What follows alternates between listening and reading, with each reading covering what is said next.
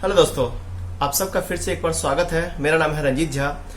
और जैसा कि आप सबने रिक्वेस्ट किया, आज मुझे काफ़ी सारे लोगों के कमेंट आए कि सर रिलायंस इंडस्ट्री का जो फ्यूचर ग्रुप के साथ डील हुआ है उसके ऊपर में एक वीडियो बनाई है और मैं पूरी एनालिसिस लेके आ गया हूँ। और साथ ही मैं वीडियो के लास्ट में आपको बताऊंगा कि आपको शेयर बाई करना है अभी फ्यूचर ग्रुप का या नहीं करना है, और अगर आपने पहले से बाई करना है तो क्या आपको होल्ड करना है या सेल करना है। ये पूरी बातें बताऊंगा मैं, क्या प्लान है रिलायंस का और क्यों ये डील हुई है, इसके बारे में हम लोग बहुत अच्छे से बात करेंगे। लेकिन सबसे पहले मैं आपको बताऊं कि जो किशोर बियानी जी थे, जिनको आज तक रिटेल किंग कहा जाता था, अब वो रिटेल किंग नहीं रहे। जी हाँ, कलकत्ता के एक छोटी सिटी से आके जिन्होंने पेंटालून से बिजनेस स्टार्ट किया था और 2019 में वो वर्ल्ड के टॉप 100 रिचेस्ट में से एक था। जी हाँ, उनका पोजीशन जो था 80 था, लेकिन 2020 में ऐसा हुआ कि वो लॉस में चले गए। उसके बाद लॉकडाउन आ गया, जहां पे फ्यूचर ग्रुप के स्टॉक के प्राइस जो है 75% तक डाउन चले गए। और इसके बाद बैंक्स ने क्या किया कि उनके स्टॉक के ऊपर कब्जा कर लिया और उनके पास में इस डील के अलावा कोई ऑप्शन नहीं बचा था। तो जी हाँ, Reliance industry RIL, Reliance industry limited, India की सबसे बड़ी कंपनी जो है, जो मुकेश अंबानी की एक एम्बिशियस कंपनी है, जिन्हें कई बड़ी कंपनियों के साथ डील किया, अब उन्होंने फ्यूचर ग्रुप को ऑक्यूपाई कर लिया है।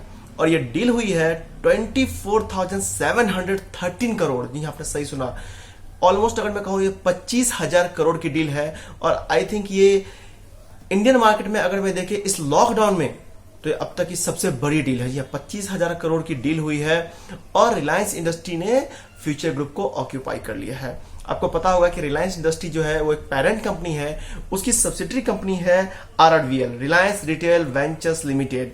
तो RRVL जो है इसने ऑक्यूपाई किया है, जिसको की लीड करती है मुकेश अंबानी जी की बेटी जो है वो ईशा अंबानी। ईशा अंबानी इसकी डायरेक्टर है और उन्होंने कहा था कि ये उनका एक ड्रीम प्रोजेक्ट है। वो चाहते हैं कि इंडिया के हर छोटे सिटी में हर स्मॉल शॉपकीपर से कांटेक्ट किया जाए और रिलायंस इंडस्ट्री के प्रोडक्ट को वहां तक पहुंचाया जाए। तो जी हाँ, ये रिलायंस इंडस्ट्री पेरेंट कंपनी है, उसकी जो सब्सिडरी कंपनी है RRVL, उसके अंतर्गत ये डील हुई है। अब कुछ खास बात है जो मैं आपको बताने वाला हूं। देखिए, ये सिर्फ डील 25,000 करोड़ की नहीं हुई है, इसके अलावा जो रिलायंस ग्रुप है, जो उसकी RRFL है, RRFLL, ठीक है, ये जो है ये 1200 करोड़ रुपीज इन्वेस्ट भी करेगी। ये 1200 करोड़ इन्वेस्ट करेगी और ये किसमें करेगी? फ्यूचर एंटरप्राइज लिमिटेड में करेगी। इस इन्वेस्टमेंट के बाद में जो फ्यूचर एंटरप्राइज लिमिटेड है उसके 6.09% को है वो ओन कर लेगी। जी हाँ, यहाँ पे एक तरफ देखिए कि बाई किया गया है, दूसरी तरफ क्या है, इनका इन्वेस्टमेंट का भी प्लान है जो कि 1200 करोड़ का इन्वेस्टमेंट होगा। देखिए, अब रिलायंस रिटेल एंड लाइफस्टाइल जो है इसको रिमूव कर दिया गया है RRFLL के साथ में, यानी कि Reliance retail and fashion lifestyle limited, इसको अलग कर दिया गया है। साथ में जो लॉजिस्टिक एंड वेयर हाउसिंग थी इसको मूव कर दिया गया RRVL के अंदर में, यानी कि रिलायंस रिटेल वेंचर्स लिमिटेड के अंदर में। तो देखिए, दो एक्शन लिए गए हैं। पहला, RRVL के अंदर में लॉजिस्टिक एंड वेयर हाउसिंग को ऐड कर दिया गया है। दूसरा कि रिलायंस रिटेल एंड लाइफस्टाइल को RRFLL के अंदर से रिमूव कर दिया गया है। ठीक है, साथ ही RRFLL जो है वो 1200 करोड़ रुपए जो है प्रेफरेंस इशू के थ्रू इन्वेस्ट करेगी फ्यूचर रिटेल में, जिससे 6.09% स्टॉक जो है उसकी वो ऑनर बन जाएगी। बोले तो पार्टनर और एक शेयर होल्डर कह सकते हैं कि वो हो जाएंगे, उतने परसेंट का उनका मालिकाना हक हो जाएगा। अब हम समझते हैं कि ऐसा रिलायंस ग्रुप ने क्यों किया। देखिए, ये तो बहुत पहले ही डिक्लेयर कर दिया गया था कि अब रिलायंस इंडस्ट्री जो है वो सिर्फ ऑयल पे डिपेंड नहीं होना चाहती है। उनको पता है कि मार्केट जो है FMCG का मार्केट कितना स्ट्रांग है। आपके सामने बेस्ट एग्जांपल है ITC का, हम एग्जांपल ले सकते हैं नेस्ले का। इसके साथ ही हमारे साथ बहुत सारे अदर एग्जांपल जैसे इमामी का एग्जांपल ले सकते हैं, मैरिको का एग्जांपल ले सकते हैं। इन कंपनियों ने FMCG सेक्टर के थ्रू किस तरह से मार्केट पर राज किया है।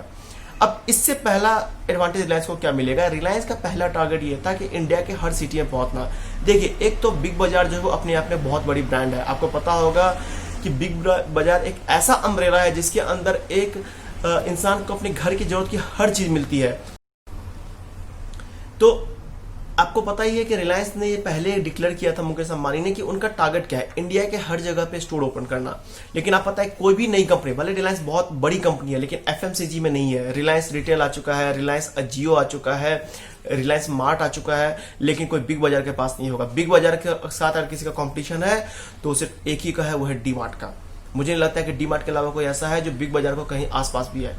लेकिन बिग बाजार की सबसे अच्छी बात यह है कि ये इंडिया में ऑलमोस्ट 1800 प्लस स्टोर हैं इसके। और वो 1800 स्टोर क्या है? वो है एफबीबी, फैशन एंड बिग बाजार। दूसरा क्या है जो सबसे फेमस है, वो खुद है बिग बाजार। तीसरा आपका क्या है? वो है तीसरा क्या है? वो है ब्रांड फैक्ट्री। तो ये सारे स्टोर जो हैं वो रिलायंस ने ऑक्यूपाई कर लिए हैं। अब क्या होगा कि रिलायंस का जो टारगेट था इंडिया के हर सिटी में पहुंचने का, उनके लिए ये करना बहुत आसान होगा। दूसरा एडवांटेज ये होगा कि उनको अपनी ब्रांडिंग नहीं करनी पड़ेगी, उनको मार्केटिंग नहीं करनी, क्योंकि बिग बाजार एक ऐसा ब्रांड, एक ऐसा नाम है जिसको शायद गांव गांव भारत के हर कोने में लोग जानते हैं। ऐसी कोई शहर नहीं है जहां पे लोग ऐसे हों जिन्होंने बिग बाजार का नाम नहीं सुना हो। अगर इंसान जब प्लान करता है कि मुझे घर के लिए सारे सामान एक जगह से खरीदना है तो उसके दिमाग में एक ही नाम आता है, वो होता है बिग बाजार। और आप सब जानते होंगे कि बिग बाजार की दिवाली की सेल किस तरह की होती है और लोग कैसे बेसब्री से इंतजार करते हैं। तो अब एक अम्ब्रेला के अंदर में इन सारे चीज को क्या किया है? कंबाइन कर दिया गया है।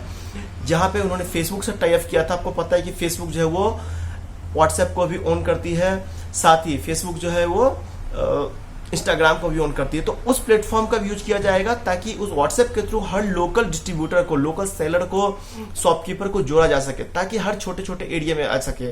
देखिए रिलायंस का कंपटीशन दो से, जहां एक तरफ उसको रूट लेवल पे डीमार्ट से कंपटीशन करना है, वहीं पे उसको ऑनलाइन बिजनेस में, ई कॉमर्स में दो लोगों से कंपटीशन करना है। वो एक तरफ है अमेजॉन, जो आपको पता है कि अमेजॉन कितनी बड़ी ग्रुप है, और दूसरा है फ्लिपकार्ट। अब फ्लिपकार्ट के पीछे कौन है? वॉलमार्ट है। और वॉलमार्ट और अमेजॉन के साथ में डील करना इतना आसान नहीं होगा रिलायंस को, इसलिए उसको एक ऐसे ब्रांड की जरूरत थी जो कि इंडिया के हर शहर में पहुंच सके, हर गांव में, हर डिस्ट्रिक्ट में पहुंच सके, और बिग बाजार से बेटर कोई डील नहीं हो सकती थी। तो अब सवाल आता है कि क्या हमें फ्यूचर ग्रुप के शेयर को बाय करना चाहिए? जी नहीं। अभी मेरा ये पर्सनल सजेशन है कि आपको अभी बिग बाजार के स्टॉक को, फ्यूचर ग्रुप के स्टॉक को बाय नहीं करना चाहिए, क्योंकि उसमें थोड़ा सा करेक्शन होगा। देखिए ऐसा नहीं कि रिलायंस ने खरीद लिया है तो इमीडिएटली वो रातों रात स्टॉक ऊपर चला जाएगा। आपको अपने पोर्टफोलियो में फ्यूचर ग्रुप के स्टॉक को ऐड करके रखना है, उसके बाद में आपको राइट टाइम पे एंटर करना है। राइट टाइम पे एंटर क्या होगा?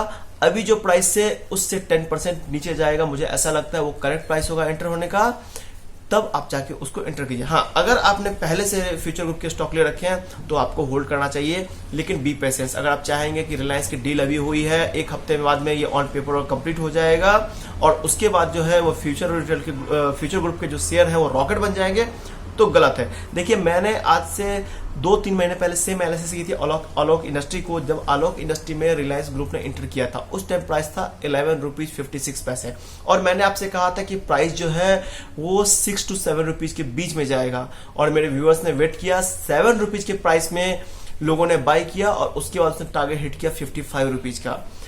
लास्ट वीक मैंने प्रेडिक्शन एनालिसिस की थी आईसीआईसी बैंक का, मैं लिंक नीचे शेयर कर दूंगा, वीडियो देख सकते हैं, जहां पे मैंने 360 का बाय प्राइस रखा था, और मैंने बताया था कि ये शेयर रॉकेट बन के ऊपर जाएगा। और आप देखिए सिर्फ एक हफ्ते हुए इस बात को, 7 डेज हुए हैं, और आज जो आईसीआईसी बैंक है 410 रुपीज क्रॉस कर चुका है। 3 वीक पहले मैंने आपसे बॉर्जर पेंट की बात की थी, और जहां पे मैंने आपको बाय प्राइस बोला था 480 to 490 के बीच में, और मैंने आपको प्रेडिक्शन दिया था 550 के ऊपर जाएगा। आज जो प्राइस है वो 474 के पास में है। तो देखिए शेयर खरीदना बड़ी बात नहीं है, अच्छे शेयर को खरीदिए और राइट टाइम पे एंटर कीजिए, क्योंकि आप सही प्राइस में एंटर नहीं करेंगे तो कभी आप बेनिफिट बुक नहीं पड़ेंगे। इसलिए मैं हमेशा कहता हूं educate yourself to create the financial wealth. इसी का वीडियो अच्छा लगा तो इसको अपने दोस्तों के साथ शेयर कीजिए, ताकि ये इन्फॉर्मेशन उनको भी मिल पाए और वो भी लर्न कर पाए। साथ ही अगर चैनल पर नए हैं तो चैनल को सब्सक्राइब कीजिए और लाइक करके मुझे अप्रिशिएट कीजिए। साथ में अगर आपके कोई क्वेश्चन है और आप कुछ और जानना चाहते हैं, किसी कंपनी का टेक्निकल एनालिसिस देखना चाहते हैं, तो कमेंट सेक्शन में बताइए, मैं पूरी कोशिश करूंगा उसके ऊपर वीडियो बनाने की। Thank you.